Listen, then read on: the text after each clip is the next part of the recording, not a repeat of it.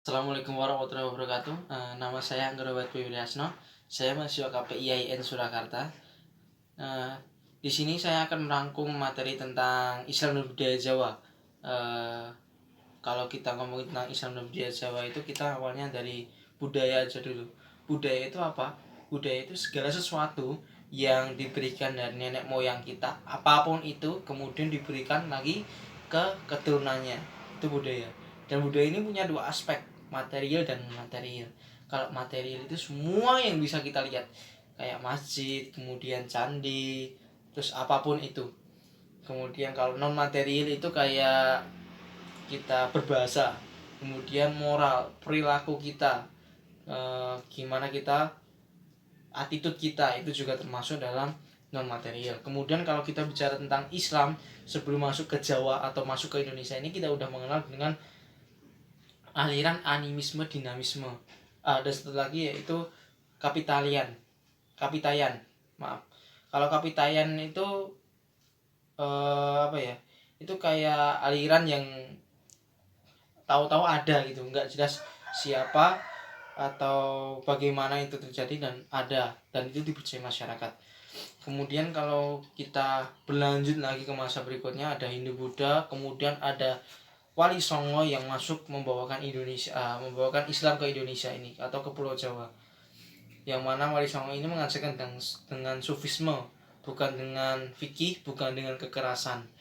Kalau sufisme itu lebih ke damai, jadi kayak mengkulturasi budaya-budaya. Jadi kalau kita bicara soal fikih itu pasti banyak bentuknya, harus saklek.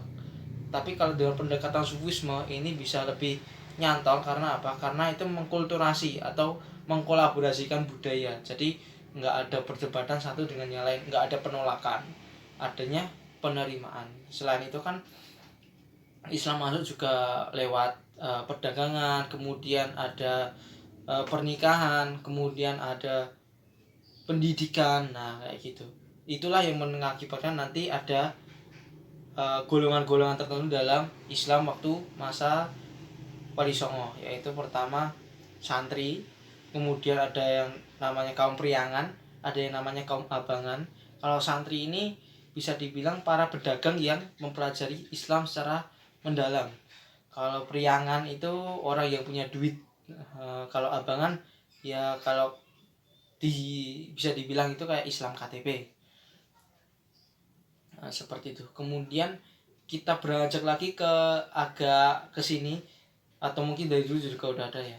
Ini bisa dibilang aliran kejawen. Kejawen itu kayak kepercayaan masyarakat tentang mistis atau hal-hal goib.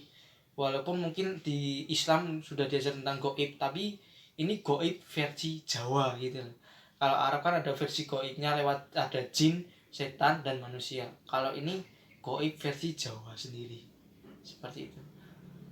Sekian dari saya, atau kalau ada salahnya, ada kurangnya, saya mohon maaf. Assalamualaikum warahmatullahi wabarakatuh.